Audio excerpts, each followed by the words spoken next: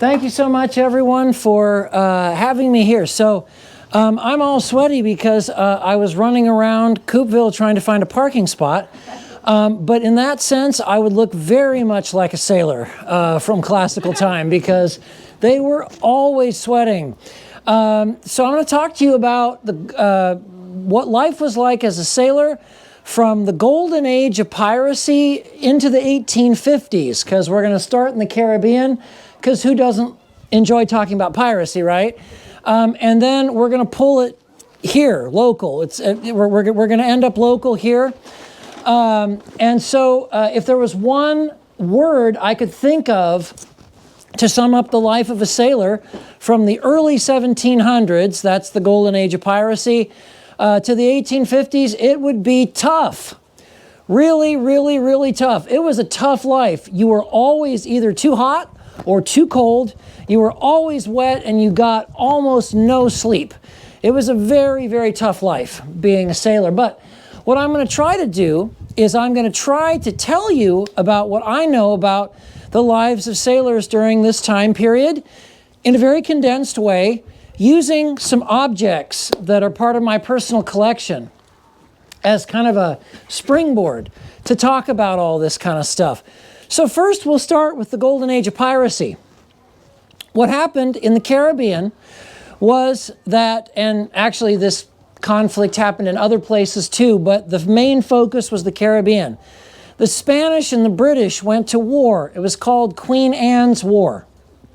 And so in order to provide enough sailors to fight the war, they hired all these thousands of guys. They trained them to fight, put them on Royal Navy ships, put them on private-owned warships called privateers, sent them to sea to capture enemy ships, and then all of a sudden, there was a peace treaty.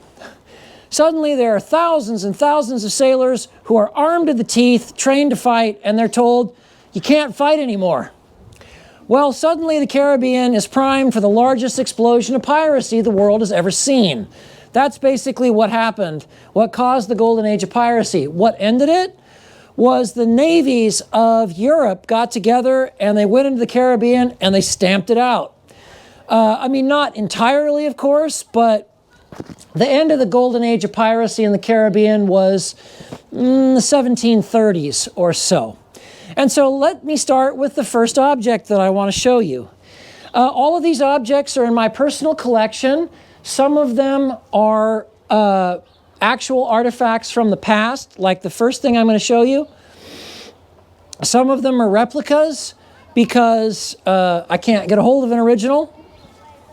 But anyway, this first one is actually an original.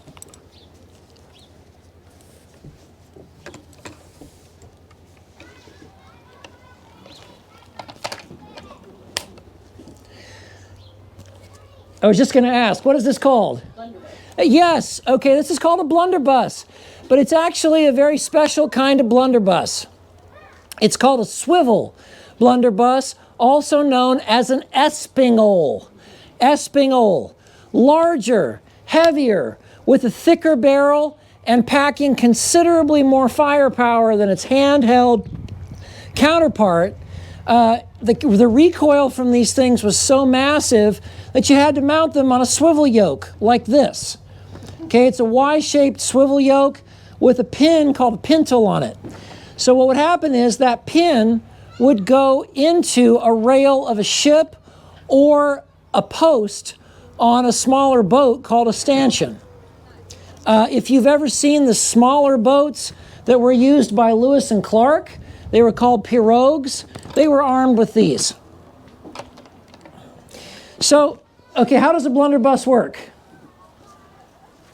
Anybody know? Shoots a bunch of shrapnel, right? Yes. And by the way, I should make it clear that none of these guns are loaded. I know that for sure because I cleaned them very thoroughly, so you don't have to worry about that.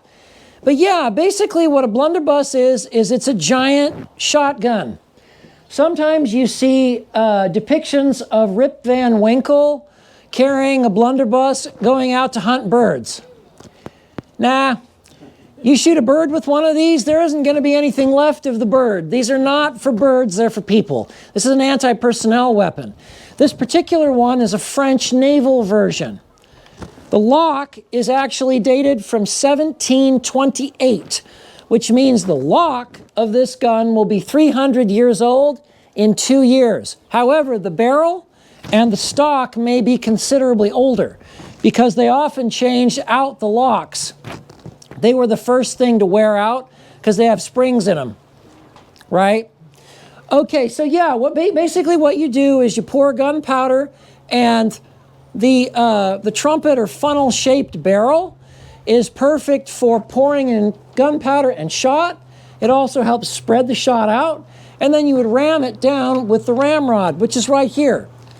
I don't know if this is the original ramrod or not. What I do know, though, is it's very old. After I'm done talking, I want to invite everybody up here to take a look at these artifacts in more detail. But if you look carefully, you can actually see an indentation in the gun and the ramrod where this thing rested on a ship's rail or on the side of a boat. So this would have been a perfect weapon to use in anti-piracy stuff because it packs a lot of firepower, but it's very light. It only weighs about 12 pounds, so you can get it in close to shore. And a lot of pirate hunting was done in smaller boats because pirates would escape into like mangrove swamps and stuff like that. So this would have been an ideal weapon for that purpose. Now, fast forward to the American Revolution. As I hope you know, France was our key ally during the American Revolution. And France gave literally tens of thousands of weapons to the fledgling United States. That's probably how this weapon came to be in the United States. It was probably given to the Americans by the French, because by the Revolution, this gun would still have been serviceable, but it would have been older. And you don't give the rebels you're trying to help your best weapons, you give them the surplus ones. And so that's probably how this got into the United States in the first place. One more thing I'd like to mention.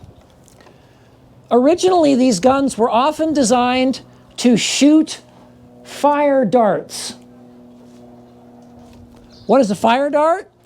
It's basically a giant iron arrow that had a big mass of burnable material. They would light it on fire and then shoot it out of these things. The idea was to get it into the rigging of the opposing ship and set the ship on fire. Only problem was, it could be as dangerous to the attacker as the target. So they fell out of favor. And then the fire dart launchers were recycled into regular blunderbusses. And that's probably what happened to this.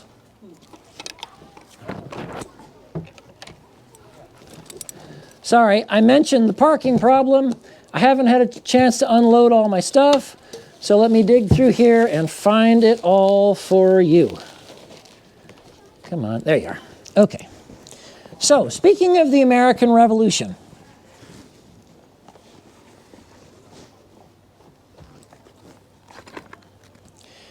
this is a copper gunner's knife. It is a reproduction. And the reason it's a reproduction is there is only one known surviving original example of one of these in the entire world. And for some really strange reason, the museum that's holding it will not give it to me. Right? But this is an exact replica. It's the only surviving original is held at Fort Ticonderoga in upstate New York. But these were used in the American Revolution and in the U.S. Navy for generations afterwards. They were used to cut fuses and things like that. In powder magazines, copper does not strike a spark. It's very important if you're trying to cut something in the powder magazine with an iron knife and you miss and you create a spark, kaboom! So that's what these were for. So I brought that to show everybody. And then I brought this. This is the pride and joy of my reproductions. This is a reproduction, not an original. This was made by my dear friend, Jennifer Harris. This is an American flag, but what's missing? Stars. Right, okay. This is one of the earliest flags of rebellion during the American Revolution. We're doing the America 250 thing, right? So here you go, 1775. These start showing up. Stripes only flags. This was the flag that was most often used by the Continental Navy during the American Revolution. There were a number of different flags they used, but this was probably the most common. But let me tell you something. When you're hand sewing a flag, you're very grateful for any way to save work. So stripes-only flags actually remain popular well into the early 1800s. Merchant ships in particular flew stripes-only flags well into the 1800s. So there you go. Stripes-only American flag. The 13 stripes, does that mean the colonies or what? Yes, so okay, 13 stripes. Yes, this particular flag is 13 stripes. However, what I will tell you is this. In the research I've done on early American flags, there were some general suggestions. There was what Congress said was supposed to be, but now, as well as in the past, how many of us actually do what Congress says we should do, right? An American flag was basically whatever the person sewing it wanted it to be. I've seen as few as 7 stripes and as many as 18 stripes. I've seen as few as 12 stars. I've seen no stars at all, like this one. Yeah, there was a lot of variation because all the flags were handmade at that time, right? Okay, a while back, I was very fortunate enough to come to Coupeville. I was welcomed, even though Dalva and the members of the museum here didn't know me. I just called up and said, hey, can I do a presentation for you? And they were okay with it, which I'm very grateful for. But I did a presentation on a fur trading vessel, an American fur trading ship called the Guatemozen. The Guatemozen. She is, I believe, the first American ship that was ever on Puget Sound. If you count Puget Sound as going through Admiralty Inlet and truly into the interior waters here. The Guatemozen arrived here. And when I say here, I mean Penn Cove, right here, in 1803, September of 1803. That, by the way, folks, is 2 years before Lewis and Clark made it to the mouth of the Columbia River. They actually set up a makeshift dry dock in the natural basin of Oak Harbor to repair their ship. They were looking for white oak, the Oregon white oak, aka the Gary oak that grows over there. However, I'm virtually certain that members of the crew of the Guatemozen came to Coupeville. This, like right here, they probably landed right here because they explored the entire cove. Okay, the Guatemozen was originally built as a privateer, a privately owned and armed warship for the Quasi-War. The Quasi-War was an undeclared naval war with France from 1798 to 1801. It was the first conflict the United States ever participated in as an independent nation. The Guatemozen was built as a privateer alongside her twin sister ship, the Atahualpa. They were both intended to be privateers, but the war ended. So what are they going to do? They're going to do the fur trade. That was the perfect thing to do with those ships. Now, on board the Atahualpa, the twin sister of the Guatemozen that came here, was a man named Ralph Haskins. Haskins was the namesake and uncle of Ralph Waldo Emerson, by the way. At any rate, Haskins wrote a memo to his bosses in which he suggested what kind of muskets they should be using to trade with native people out here. So, reverse engineering from what Haskins said, I could figure out that the muskets they were actually selling and actually using had iron bands around the barrel to hold the barrel on. Because Haskins said either no bands or brass bands around the barrel. And I also know from those early business records that they bought these muskets on the East Coast that they were using right here for $5 a piece. Now, to be sure, there has been an incredible amount of inflation since 1803, but not that much. A musket at that time in 1803 typically cost between $10 to $12. So, how in the world did they get muskets this cheap? The same way that people get really cheap stuff like this now. Army surplus. When the quasi-war came to an end, they bought a bunch of muskets surplus from the U.S. government.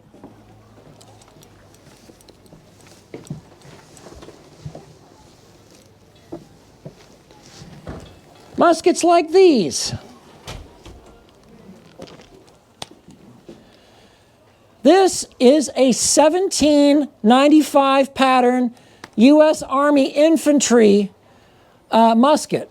Basically, almost a verbatim or almost a virtual copy of the French Charleville musket from 1769.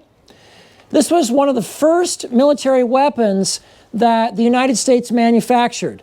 This particular one was probably manufactured in the Springfield Armory of Springfield, Massachusetts, and was manufactured sometime between 1795 and 1798. How do I know that? Because in 1799, they started stamping the lock plate with US and an eagle. But this one does not have those stamps. Okay? It has iron bands, just like Ralph Haskins described. Now, this particular one actually has a copper priming pan on it. Why should we care?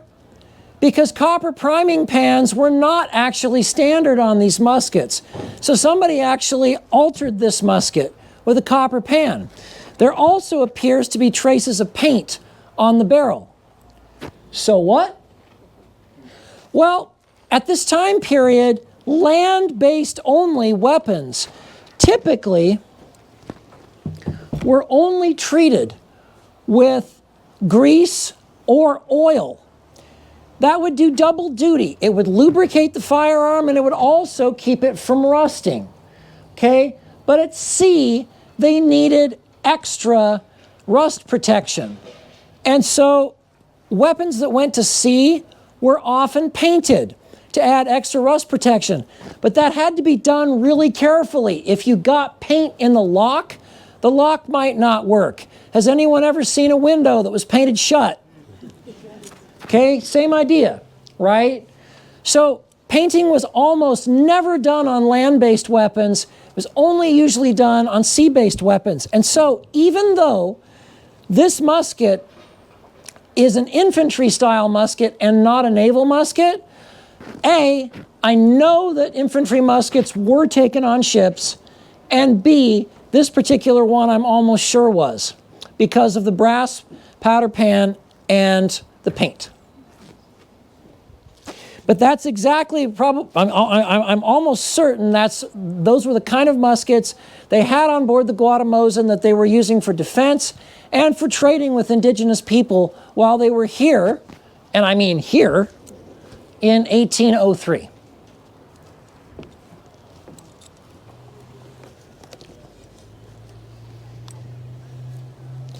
Okay, so let's fast forward. Well, not very far forward, but let's fast forward to the War of 1812. Now, the War of 1812 was different from the Revolution in a number of ways, even though they are often compared.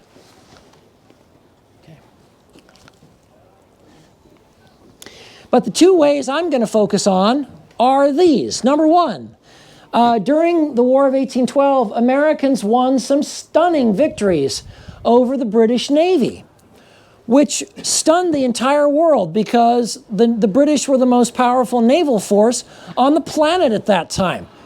So that was a really big deal. But the other thing that was really important was that steamboats actually took part in the War of 1812. Yes, they were very primitive. Yes, there weren't very many of them, but they did actually play a role, transporting people and cargo mostly, and also news and information from the front. So they did participate. In fact, the first ever engine-powered warship was built during the War of 1812 by Robert Fulton, the same guy who built the famous steamboat Clermont in 1807. Considered more of an academic than practical success, it never saw combat. However, during the siege of Baltimore, the very same battle where we get our national anthem, there was a steamboat that participated. A steamboat called the Chesapeake was recruited to help with the battle. She was damaged during the battle by fragments from bombs and rockets. Yes, the same rockets, red glare, the bombs bursting in air, that business, right? Okay, same thing. Now, native people, I should say that that's probably the first example in the history of the world in which an engine-powered vessel went into combat. It's probably the very first example. And I'm going to switch for a second, but I'll tie the two together. In the Pacific Northwest, native people like to carve tobacco pipes, especially in the north, in Haida Gwaii, in what is now northern British Columbia, and in what is now Alaska. Indigenous people like to carve tobacco pipes, and they actually carved these incredible pipes that were shaped like ships. I'm not kidding. They had these pipes that were shaped like ships, and they traded them to sailors. They were a trade item. In 1841, Charles Wilkes and the United States Exploring Expedition, or XX, collected a number of these pipes, probably from the Hudson's Bay Company, because they didn't actually go up to Alaska. But they collected a number of these pipes. They're in the Smithsonian, and you can actually see them online. They're really cool. And if you want to know about that, ask me. I'll tell you how to find them. But anyway, as an homage to that, I carved this pipe. Even though I don't smoke, this pipe does work. You could actually smoke it. And this is actually the Chesapeake. This is the steamboat Chesapeake that participated in the Battle of Baltimore. And this is actually what she looked like based on the only surviving painting done by an eyewitness of the Battle of Baltimore. And just a little bamboo stem, stick it in there, and the bowl for the pipe is the smokestack, and that's usually how they did it. Okay, well, no discussion of a sailor's life in this time period would be complete without talking about music, sea music, right? Okay, got to talk about sea music. Shanties. Shanties were heavy, hauling songs with lots of rhythm so everybody could stay in rhythm when pulling. How do you spot a modern fake sea shanty that is made by somebody who's never actually done this work? It's light, happy, bubbly, and fast. It's like, okay, no way. You're going like this, right? It's really hard work. So there were sea shanties that were designed for work. But they also had songs that were called forebitters that were sung for fun. And those could be about just about anything. But the third category of sea music was sea music that was designed for to celebrate things that had happened on the sea. Now, the most famous War of 1812 naval battle that took place was between the USS Constitution, Old Ironsides, and the HMS Guerriere. It was an amazing psychological victory for the Americans and a big blow for the British. However, strategically, it really wasn't that important. The British lost a warship. They had a lot more. They had a lot more warships.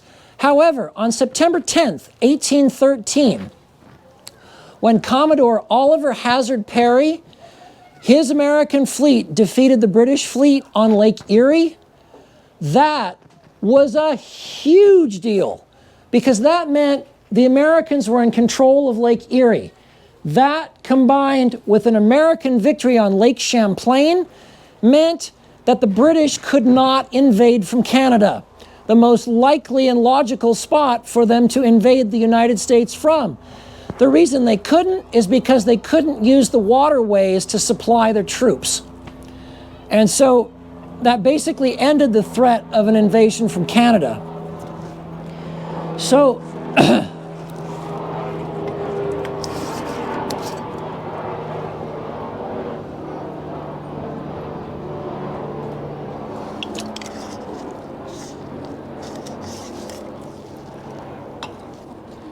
I'm going to sing you a very short song that's about the Battle of Lake Erie. And my voice, as you can tell, is kind of scratchy and gravelly and rough. It's not an opera singer's voice, but I'll sound like a sailor. I guarantee it, right? What you should know is that Queen Charlotte was the wife of King George III. The United States fought against King George III's England twice, but once in the Revolution and second during the War of 1812. Now, Queen Charlotte was famous for being very fond of perry. Perry was a type of brandy that was made from pear juice. Okay, the American commander, as I said, was Oliver Hazard Perry. So the person who wrote this song knew that and was playing on words. Okay? The song goes like this. As old Queen Charlotte, that worthless old varlet, our brave naval forces was scorn, and she wished to be merry, so called for some perry. September the 10th in the morning. When brisk Perry came, she found him true game, to her cause too he gave her a warm. And when brisk Perry came, she found him true game. To her cause too he gave her a warm, and her cause too he gave her a warm. And so let us be merry in toasting of Perry. September the 10th in the morning. 'Twas on Lake Erie when all hands were cheery, a fleet was decried in the morning. 'Twas Queen Charlotte's fleet, so handsome and neat, in bold line of battle were foremen. But when evening came, though the fleet were the same, that our brave naval forces was scorning. But one evening came, though the fleet were the same, that our brave naval forces was scorning. Our brave naval forces was scorning. They were beat so complete that they yielded their fleet to the one they despised in the morning. So let us remember the 10th of September when Yankees gave Britons a warm, and our foes on Lake Erie were beaten and weary, so full of conceit in the morning. To the skillful and brave who our country did save, our gratitude ought to be warm. And to the skillful and brave who our country did save, our gratitude ought to be warm, and our gratitude ought to be warm. And so let us be merry and remember Perry, September the 10th in the morning.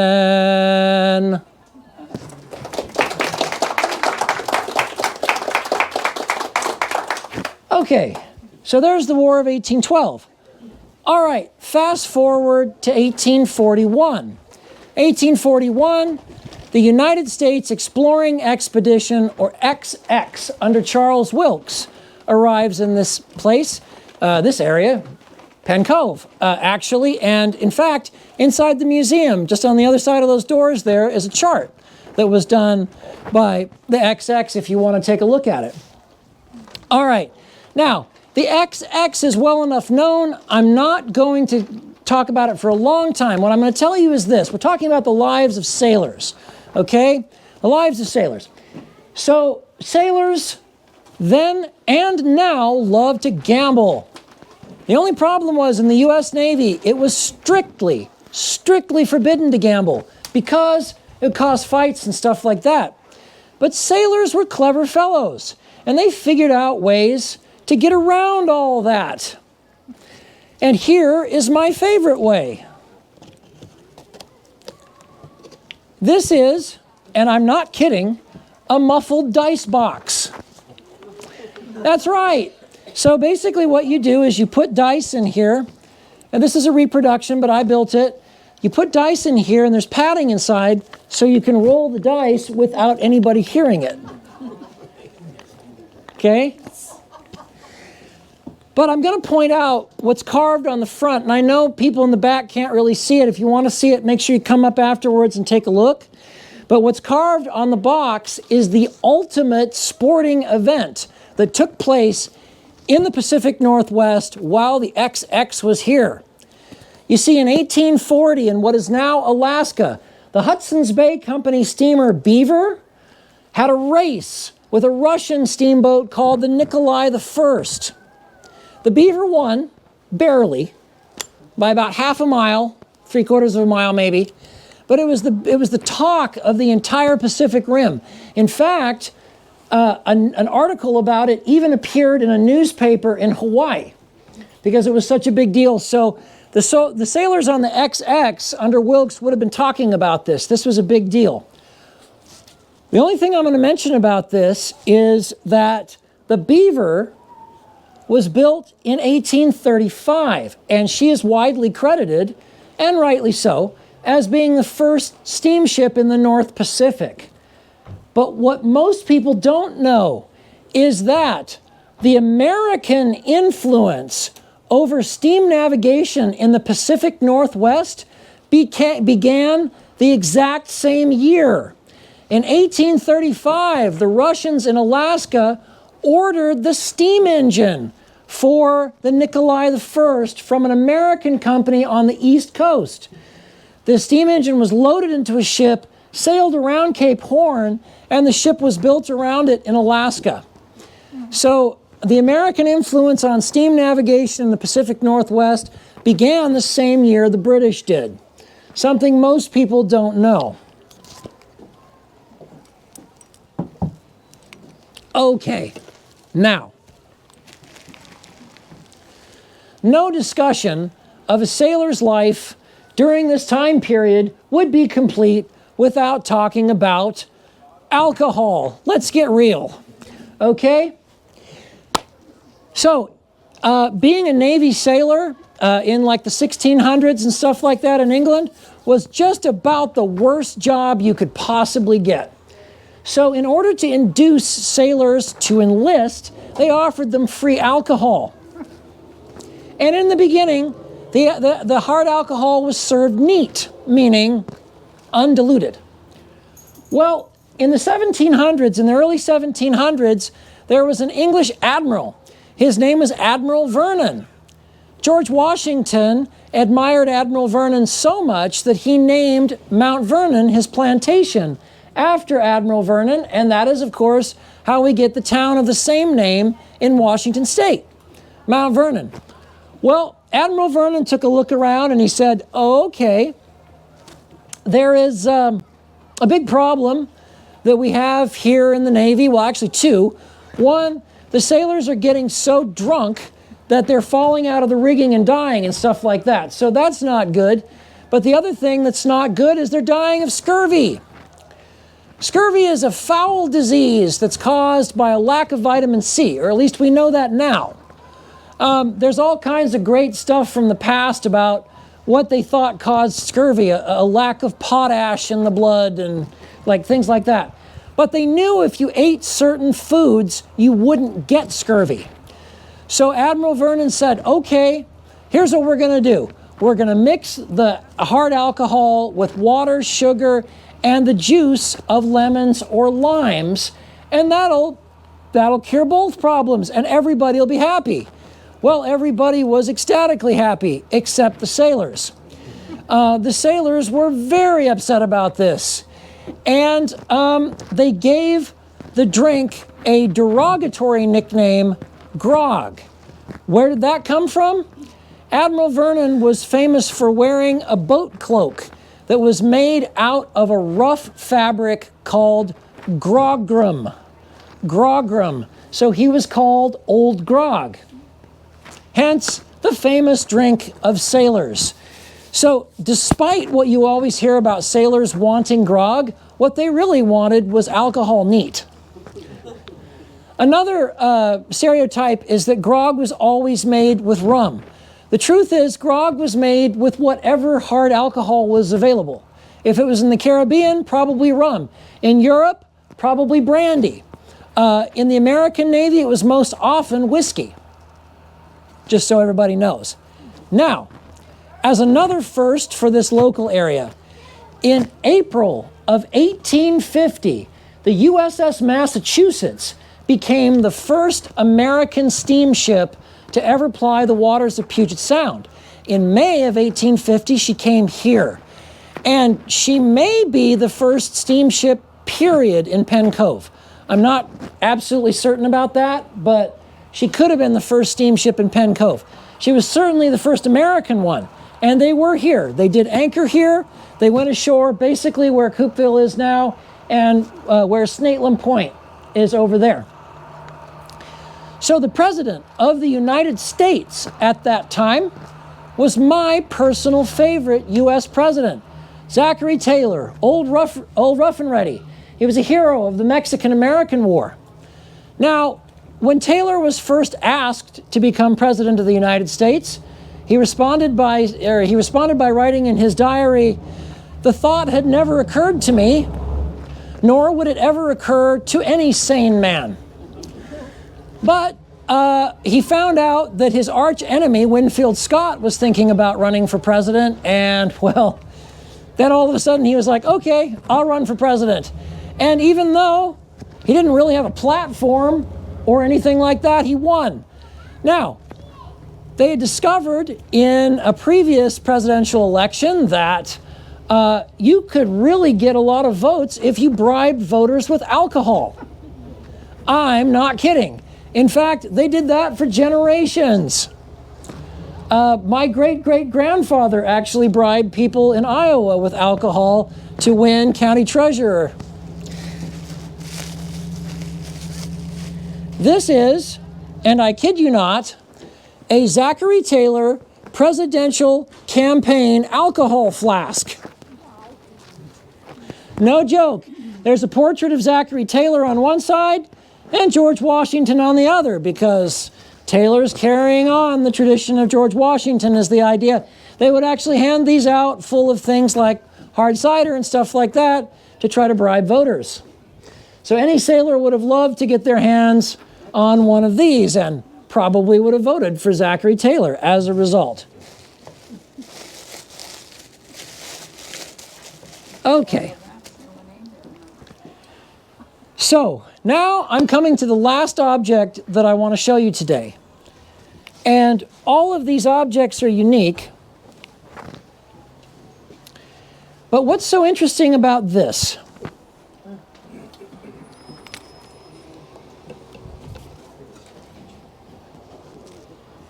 This thing is called a salinometer pot. What does that mean? Well, this is the only tool that I have ever been able to find was exclusively used by steamships on salt water. Now, in the engine room of a steamship, you'd see screwdrivers, wrenches, hammers, but they weren't really any different from tools on land, right? I mean, they were mechanical tools. But this was only used on saltwater steamships. Why? Well, as insane as this sounds from a safety perspective, They used salt water in steamship boilers back then. If you know anything about salt water, you know how incredibly corrosive it is. You put salt water in a steam boiler and suddenly it starts eating away at the inside of the steam boiler. Well, that's a big problem because it'll explode. And suddenly all of this hot steam and scalding hot water goes everywhere throughout the inside of your ship. All right? It's really bad. Okay, so to keep things from really getting bad, what they realized was this. As the water was boiling, the water would evaporate and it would leave salt, because salt's a lot heavier than water, right? So they knew that if the salt saturation in the boiler got too high, then it would start to really seriously damage the boiler. So they would use this. What they did was, on the bottom of the boiler was a tap, like a spigot. And they would drain some water into this. They'd put a thermometer in it. When the temperature of the water reached 200 degrees, they would then take a tool. I got a picture of it here if anybody wants to see it. It's called a salinometer. It measures the density of salt in water. When the density of salt got too high, they would know that they needed to clean the boiler out. Now, salinometers, the actual salinometer itself, those were used for things on land as well. But the salinometer cup is the only tool I know for sure that they used exclusively on saltwater going steamships. Now, the Massachusetts had a filter. Actually, it was a brilliant thing. It was a multi-stage charcoal filter to filter the salt water and get rid of the impurities in the salt. Great idea. Only problem was, it stopped working. So they bypassed it. So they probably picked up one of these in San Francisco.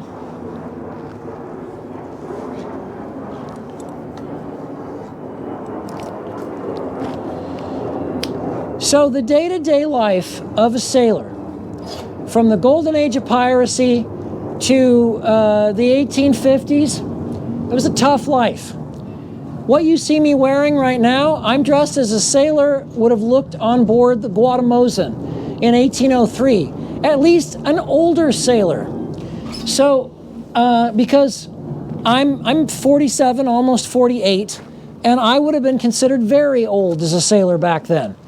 Except now, people have said to me, well, okay, there wouldn't have been anybody your age on a ship back then. No, that's not true. There were older sailors who usually were given less strenuous jobs, like being ship's cook. If you've ever read the story Treasure Island, actually a lot of the detail in Treasure Island is correct.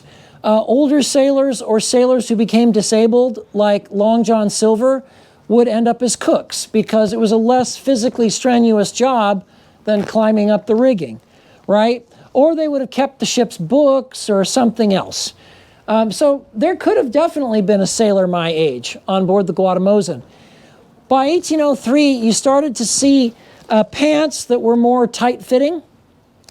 You started to see fewer waistcoats, like this is a waistcoat or waistcoat. The hat style changed to a rounder style. But I've seen a number of artworks that show older sailors still wearing these. These are called petticoat trousers, and they're almost like a dress. So older sailors were still wearing these in 1803. You still would have seen maybe an old waistcoat like this and an older style round hat like this one.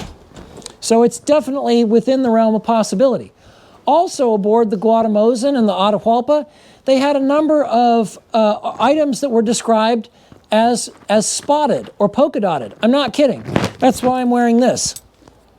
Okay, actually polka dots and stripes were very popular back then, hence my striped socks. And one person said to me, well, your shoes would have had like buckles on them, right? No, laces never fully disappeared. Buckle shoes were most popular in the 1750s, but then laces made a comeback and they never fully disappeared. Buckles were expensive, so people who had money would have buckles. Your average person would have a more rough and tumble shoe like this one. Or, of course, sailors would often be barefoot. You know?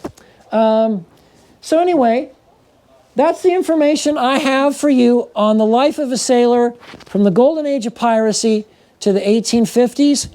I really appreciate your attention.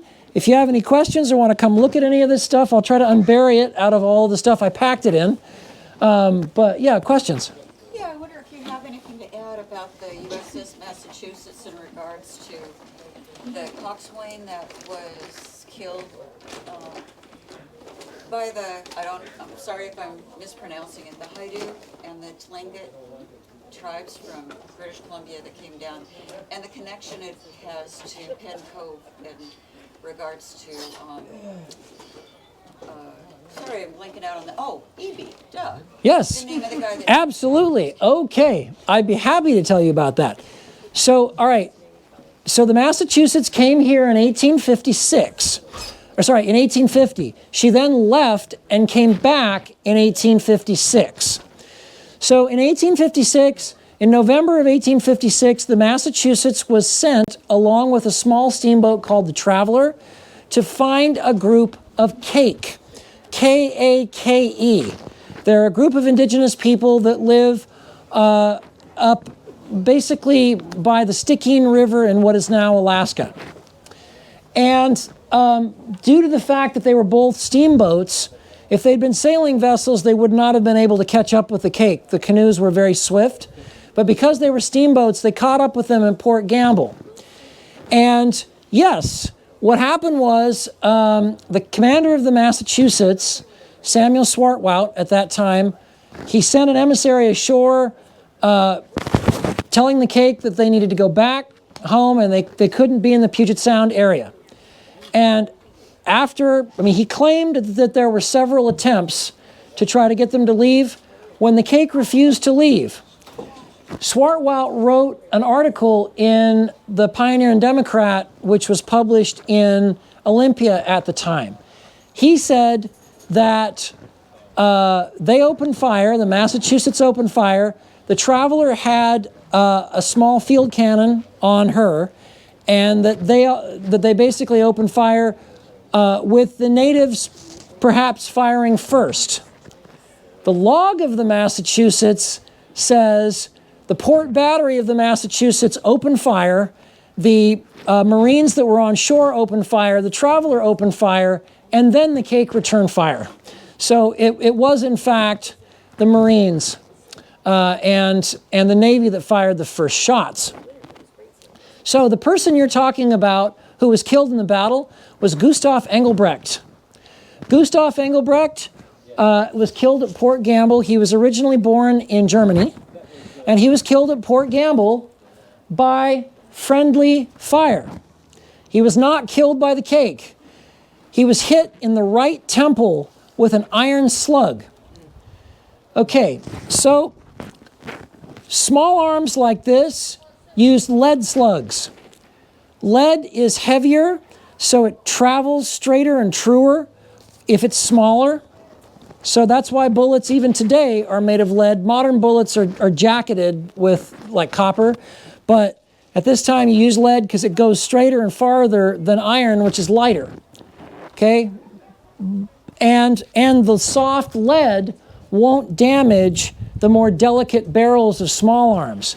However, when you're talking about artillery, they used iron pellets that were called grape shot. Because when you're talking about artillery and you're using them as giant shotguns, the accuracy of any individual pellet doesn't really matter because you're using it like a shotgun. And the iron won't damage the hardier barrels of artillery, and iron is cheaper. So Engelbrecht was hit in the right temple with an iron slug. The Kake were not in possession of artillery. So it has to be friendly fire. Probably from the Traveler. It was probably the field piece on the Traveler because of where she was. The Massachusetts would have been behind the sailors and Marines on shore, so he would have been struck behind if it was by the Massachusetts, but the Traveler was over here. So it was probably a shot from the field piece of the Traveler that hit him in the head. James Collins, one of the sailors on the Massachusetts, was wounded in the thumb. And that might have been from the cake, or it might have been friendly fire. That we don't know, because that was a lead slug. What happened was, so now you know what the casualties were for the Massachusetts. Of the cake, 27 people were killed, 21 were wounded, one of which was a chief, and he later died. So according to Cake custom, if one of your chiefs dies, you kill a chief from the other side. So the Cake identified Isaac Eby as a chief that they could retaliate against, which is what happened.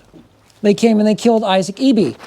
When I was a kid, I was brought up with these horror stories of, Isaac Eby being killed, like these people just coming out of nowhere and just killing him for no reason. It's like, no, it wasn't for no reason. And the Cake, by far, got the worst of it. But yeah, that is what happened. Anybody who's interested in the Massachusetts, I'll give you my contact information. Send me an email. I actually wrote an article about the Massachusetts, and I can send you a copy of that.